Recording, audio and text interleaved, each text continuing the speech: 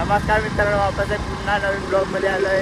विचार केला कुठेतरी फिरून येऊ, एक ब्लॉग पण बनवूया. तर निघलो ब्लॉग बनवायला.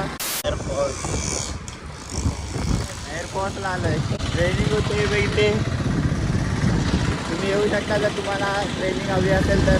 ठिकाणी आम्ही सगळं गेले ते. क्या बोला तूने? ये क्या है?